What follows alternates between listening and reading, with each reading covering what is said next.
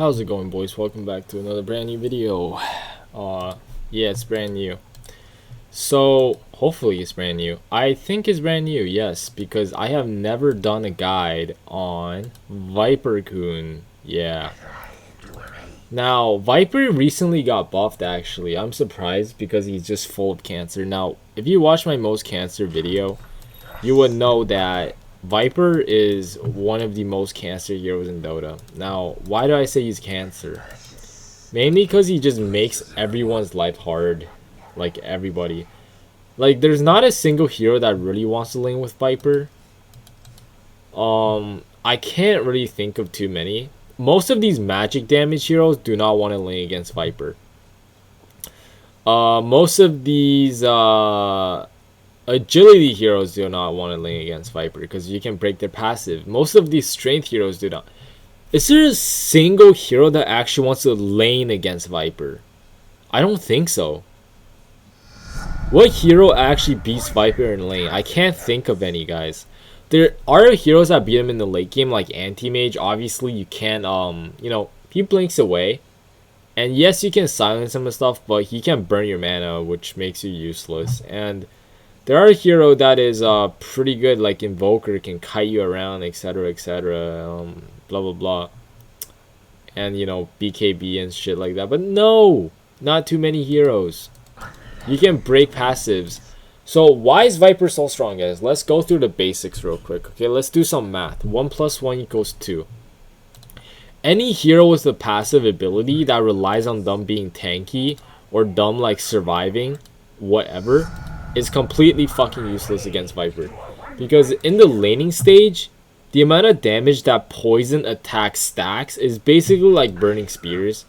And you can break their passives. So, you just slow them. So if they step out, especially these melee heroes that are slow, if they step out of position, you're super slow, by the way. So you need to buy boots.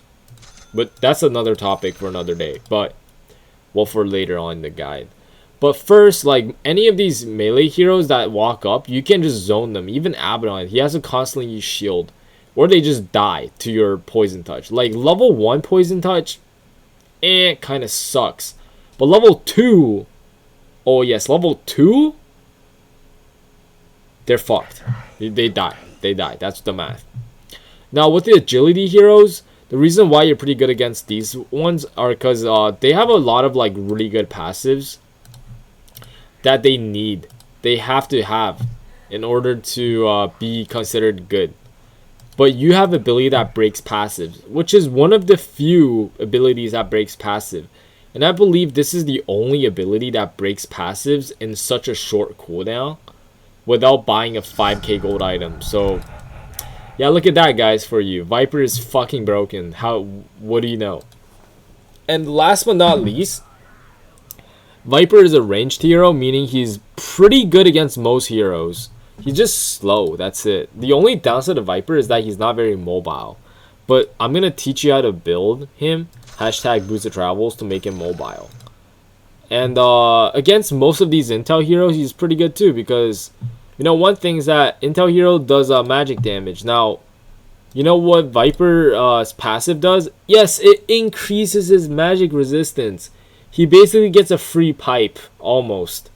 And once he get his, like, his little 25 talent, you get a free pipe. And on top of that, well, 25 is a long way to go, but to get attack speed slow, not mentioning that you do damage per second, so you're doing 32 damage per second at max level. Now, some of these heroes with their fucking spells and nukes and whatnot, actually you do more damage to them than they do to you. Now, Quap does heal now. Let's just do a little math here. If Quap gets a level 1 dagger and she daggers you, while you have the fucking level 4 or just level 3 corrosive skin, she's actually dealing more damage to herself than dealing to you. Yeah. And this cancels bottle and cancels regen and cancels everything and anything. So it's absolutely cancer. You can't really lane with Viper when you hit him because you just cancel your heals. Now, his Viper Strike goes through BKB, cannot be dispelled. You're always slowed. Even if the damage does not tick, you are slowed by 80% for 5 seconds. through BKB, undispellable. Yeah, that's Viper in a nutshell for you guys. Now, the thing you gotta know about Viper is this. Level 1, he's pretty fucking ass. This is why I suggest you to actually not take poison attack level 1. The only time you might take poison attack level 1 is if you buy like 3 mangoes, and let's say they have you're just in a super advantageous lane. Like they have some kind of bristleback or just some hero that completely just doesn't do anything to you, like DK mid, for example. You just get your fucking Q and just click him for the first wave. You don't even have to hit creeps. Just click him for the entire wave, okay? Just keep on clicking him.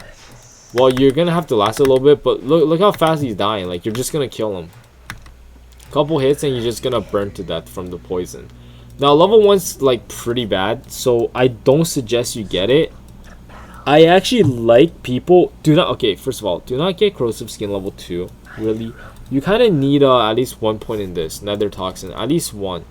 Because generally what I like to do against most range mid laners, like, you know, Quap, Tinker, or whatnot, or Razor, anything like that, or some kind of Huskar hero that you don't necessarily want to trade. Well, although you could actually beat Huskar, but like Razor might be a little bit difficult. You just get this, because this one thing kills the entire wave. I'm pretty sure, yeah, it kills the range creep, unless if I'm fucking stupid right now. Yeah, it kills the entire wave. Now, you have to kind of be careful and last hit it, because they're gonna deny it. The whole point of this is that you drop this on level 1, like you walk to the lane, you drop it, you get level 2 instantly, and boom, you get poison attack. Once you get level 3, yeah, this is where you shine. This is where you can just keep hitting them. This is what you're gonna do. You're gonna alternate between creep and hero. So, you know, the enemy hero is gonna be somewhere like this. Slap this here. The enemy hero is gonna be somewhere here, and this is your goal. So you can drop this on them and just click them, and they're gonna be trying to last hit, and you're gonna last hit, click them, last hit, click, click, click, last hit, and then click, and then they will just die, pretty much. Now you need mana, so that's why you get mangoes. Personally, there's so many builds on Viper, but I'm just gonna tell you guys one, okay? So build I like to go is, if I'm going in a farming build, which means I don't think I can kill the enemy mid hero, I usually only get 2 points in poison attack, and then I start maxing my passive and my W, because these 2 abilities help me farm. So let's say if I'm up against a Razor. Now Razor, you can't really kill him. Like if he links you, you have to run away like a bitch, and he's faster than you, so you're not really running away like a bitch. So you're kind of just like shoving out the wave like this and just walking away. Now he might deny this, but you know, it's whatever. You can try to get it and just run away under your tower like a pussy, because you don't want to get linked. And then you max these 2. The reason why you max this is because obviously you can farm jungle camp. So you can pretty much farm any jungle camp with like just doing that one time, and make sure you're hitting everything. And the other part is that this slows attack speed, and it actually helps you farm jungle, because it's almost like blade mail, as in like anyone who hits you gets damage back. So it actually kind of helps you jungle. Like these 2 abilities go pretty hand in hand, which is pretty nice. I actually love corrosive skin. And then I sometimes skip the ult because I'm not gonna kill them. And then, you know, you can go for the spell lifesteal if you want. Generally there's 2 builds, I would say.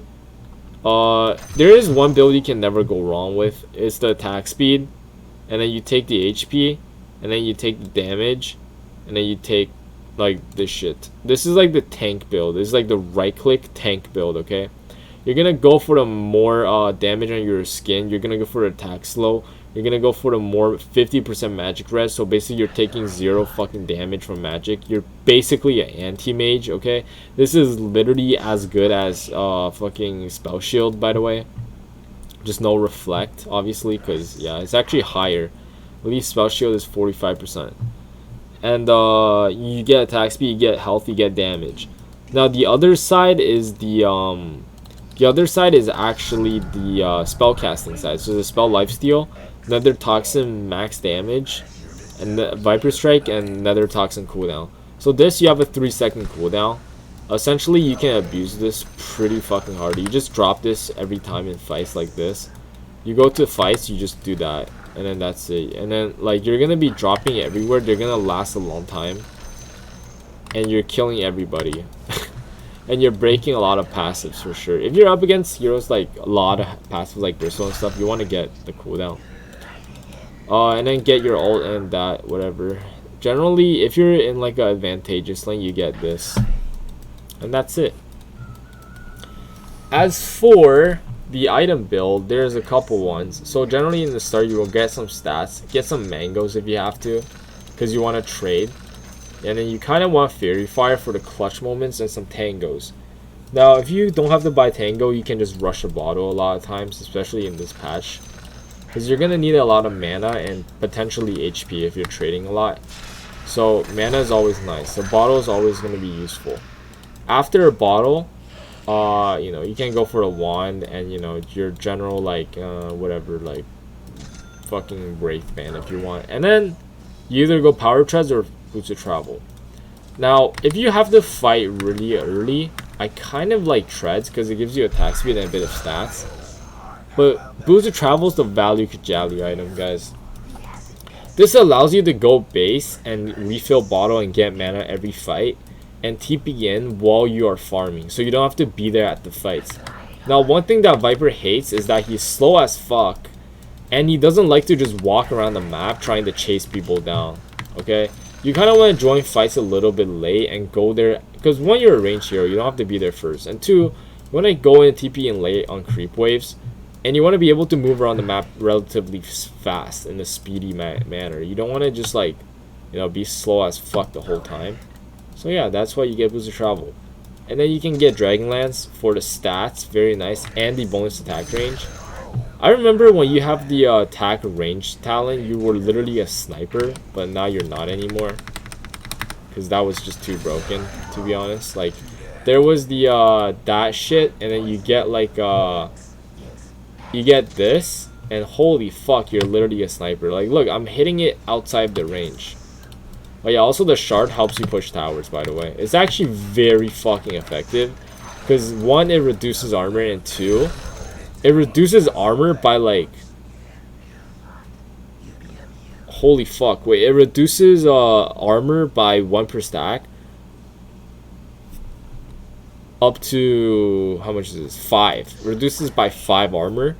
And the best part about it is that it lowers magic resistance while dealing magic damage. Now, if you know one thing about towers is that they have 0 magic resistance, and they take 100% magic damage, and is amplified by their damage reduction, plus this shit. Now, that's pretty good. After that, you can either go situational. If you feel like they got a lot of heroes that are gonna like deal damage to you, that are gonna kite you around, Blade Mail. If they're gonna kite you really fucking hard, BKB. Generally, I don't really like going BKB that early, because obviously you have a magic res, so BKB, the only reason for BKB is not to get stunned. You could go Shivas against like PL stuff, or AC for the right click damage. I kind of don't really like to go AC on Viper though, because I like to go Scotty. And Scotty plus your thing is the ultra slow. This shit, yeah, you are never running away from Viper like this. Holy fuck, dude. The amount of slow you have is like cancer. Absolute cancer. Maelstrom is DPS against illusion heroes. Hurricane Pike eventually, if you wanna, you know, if there's like a Ricky or whatever, or if they have some kind of gay heroes like Slark. Otherwise, I'd like to not get it and just go Blink Dagger, so you can think around. You need to be mobile. And after that, you could go Aghanims. Pretty good. The thing about Ags is that you have a 10-second cooldown ult that basically it does so much stuff, man. It does so much. Cast range increase, everything. The rest, you know, fucking situational. Oh yeah, if you need stuns, get a Scythe, or not really Orchid. Nether Toxin used to silence people, now it doesn't anymore, sadly. That was so good. Sad that it was gone. But get a Scythe if you need to lock people down, not to let them run away. And after that, what else is there? That's pretty much it. This is a pretty short guide. I actually like to keep it short. Now, just some like FYIs. Viper is not a late game carry, so you kind of need to snowball. Generally, the way how you want to play Viper is that you want to win your lane, and depending on how hard you win your lane, it goes up to what you do next. If you don't win your lane, just go farm with your W and get boss and get some items, and then you fight. You could be a pretty good mid lane hero that deals a lot of damage, but you don't really skill too onto the late game. But if you lose your lane, you just want to farm and try to not be useless. If you win your lane, Viper is very tanky actually.